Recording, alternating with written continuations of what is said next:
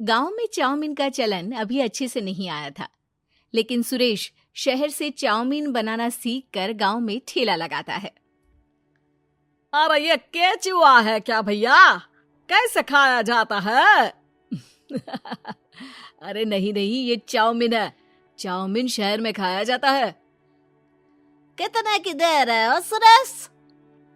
10 रुपए की प्लेट भरकर। तभी वहां शहर से पढ़ा एक लड़का आता है। जरा एक प्लेट चाउमीन तो देना। सुरेश उसे चाउमीन देता है। उसे चाउमीन खाता देख गांव वाले भी उससे चाउमीन ले लेते हैं और खाने लगते हैं। अरे वाह सुरेश भैया, कमाल की बनाए हो। 2 प्लेट मेरे बच्चों के लिए भी पैक कर दो। बस फिर क्या था, सुरेश का ठेला लगता है और चाउमीन खरीदने वालों की लाइन लग जाती है। तभी वहां से गांव का साहूकार होकर गुजरता है। और ये क्या भीड़ लगी है? लगता है झगड़ा हो गया है गांव में। चलूं मैं अभी तो मजे ले लूं। अरे कहाँ है, इतनी भीड़ लगी है यहाँ? लड़ाई हो गई है क्या? अरे साहूकार साहब, ना ना ना, कोई लड़ाई ना हुई है। ये तो सुरेश की दुकान है चाउमीन की। हम लोग चाउमीन खाने आए हैं, आप भी खाइए ना। साहूकार चाउमीन खाता है और सुरेश की तरफ देखता है, जो सारे दिन के पैसे गिन रहा होता है।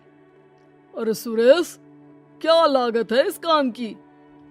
अरे साहूकार जी, आप अब आए तो ये पूरे 10,000 रुपए ले जाइए, जो पिछले साल शहर जाने से पहले आपसे लिए थे ना। लागत तो क्या कहे, जो आपने दिया था उसी में सीखा भी है और दुकान भी खोल ली। अरे पैसे इतने जल्दी क्या जरूरत थी?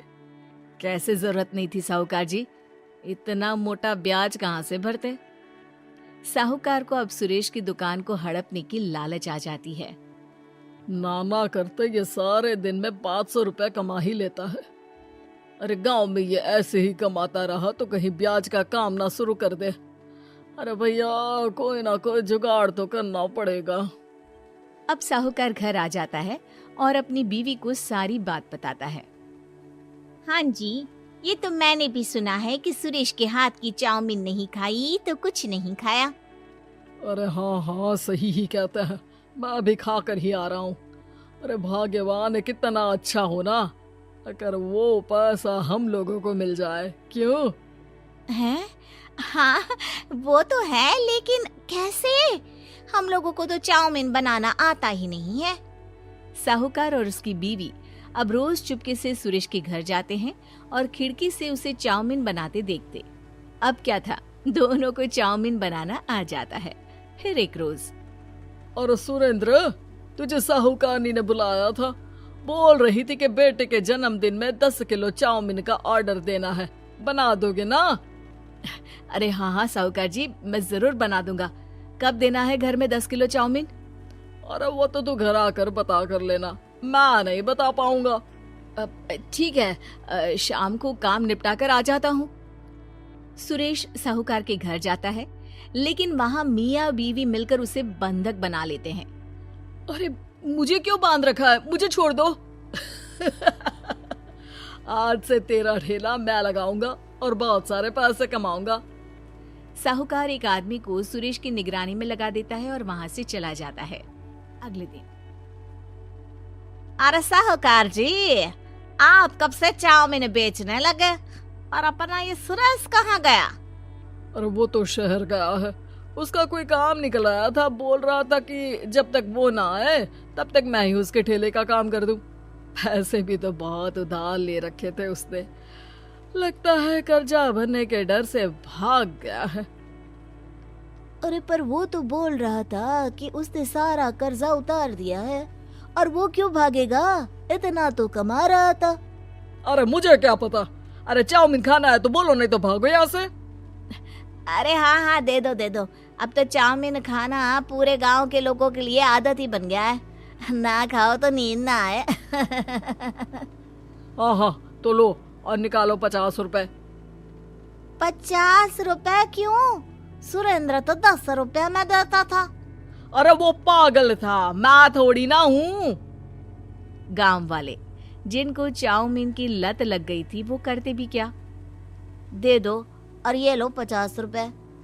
लेकिन फिर साहूकार उन लोगों को प्लेट में थोड़ी सी चाउमीन रख देता है। अरे ये क्या, पैसे 5 गुना ज्यादा और चाउमीन बस इतनी सी। अरे साहूकार साहब, भगवान से तो डरो। बस फिर क्या था, साहूकार की मन मर्जी चलने लग जाती है और गांव वाले करते भी क्या। एक रोज मुझे तो लगता है कि सुरेश को साहूकार ने मार डाला होगा, क्योंकि उसका काम इतना अच्छा चल रहा था, फिर वो क्यों जाता, और वो भी साहूकार के हवाले दुकान करके। ना बाबा ना। अगले रोज भाग्यवान, देखो तो जरा, इस सुरेश भी ना कितना पागल था। जिस काम से वो ज्यादा पैसे बना सकता था, उससे इतने कम पैसे छाप रहा था। 50 रुपए प्लेट में भी गांव वाले खूब खा रहे हैं चाउमीन। हाँ जी, और जितने में वो लोगों को 10 प्लेट खिलाता था भर भर कर हम लोग उतने में 20 प्लेट बना रहे हैं। क्यों जी? वहीं सुरेश रोज भगवान से मांगता कि बस एक बार वो किसी तरह वहां से निकलने में कामयाब हो जाए, लेकिन उसकी हर कोशिश नाकामयाब होती। फिर एक दिन, अरे भाग्यवान, ऐसा कुछ करो कि चाउमीन बनाने का खर्चा आधा हो जाए, जिससे हम लोगों को और मुनाफा हो। ना जी, मुझे तो कोई तरकीब ना सूझ रही। अरे सुनो, एक काम करते हैं, चाउमीन बनाने में जो सब्जी लगती है वो मंडी में लेने तुम देर रात चली जाना। तब तक वो सारी सड़ी गली सब्जी जो दुकानदार वहीं फेंक जाते हैं, वो उठा कर ले आना फ्री में। अरे वाह जी वाह, आप तो बहुत समझदार हैं जी। बीवी वैसा ही करती है, लेकिन अब लोग चाउमीन खाते तो मुंह बनाकर। फिर एक बार, अरे राम राम राम, ये पेट में दर्द काहे हो रहा है? आई, आई, आई, आई, आई। हाय रे हाय, मेरा भी पेट दर्द के मारे फटा जा रहा है। सभी को शक हो जाता है कि उन लोगों को चाउमीन खाने से ही ये बीमारी हो गई है। वहीं दूसरी तरफ जो आदमी सुरेश की निगरानी कर रहा था, वो सो रहा होता है और मौका देखकर सुरेश वहां से भाग जाता है। सुरेश गांव वालों के पास जाकर उन्हें सब कुछ बता देता है। बस अब क्या था, साहूकार के घर पुलिस पहुंच जाती है। चलो, तुमने गांव के लोगों को खराब सब्जी वाली चाउमीन खिलाकर बीमार किया और सुरेश को बंधक बनाया।